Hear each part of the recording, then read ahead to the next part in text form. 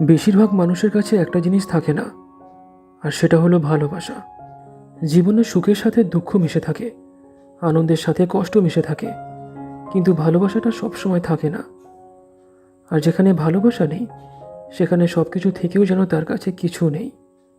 শুধুমাত্র বাচ্চাদেরই নয়, একজন প্রাপ্তবয়স্ক মানুষেরও একটু স্নেহের প্রয়োজন, একটু ভালোবাসার প্রয়োজন।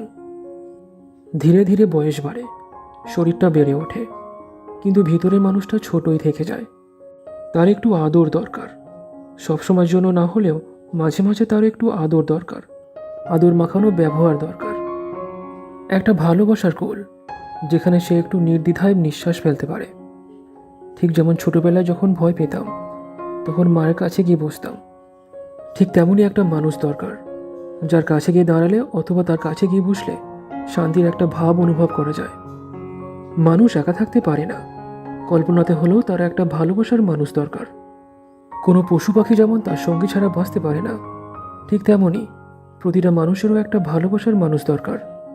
না হলে সে ঠিক করে বাঁচতেও পারে না, কোনো কাজ সে ভালো করে সম্পূর্ণ করতে পারে না। যারা বলে একা থাকাটা বেশ ভালো, তারা আসলে কোনো এক সময় একা ছিল না, তাদেরও একটা সঙ্গী ছিল।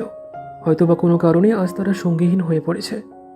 আর সঙ্গীহীন হয়ে পড়ার যে কষ্ট, তারা সেটা ভালো করে অনুভব করেছে।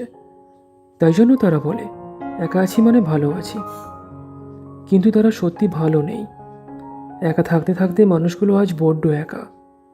আজকে তারা কারোর সাথে সময় কাটাতে নয়, কাউকে সময় দিতে চায়, প্রাণ খুলে কারোর সাথে মিশতে চায়, নিজেকে কারোর কাছে উজাড় করে দিতে চায়, কারোর ইচ্ছাগুলোকে আবদারগুলোকে মেটাতে চায়। সে আজ কাউকে অনেকটা ভালোবাসতে চায়। সে আজকে একা নয়, কাউকে সঙ্গে নিয়েই সে বাকিটা জীবন কাটাতে চায়।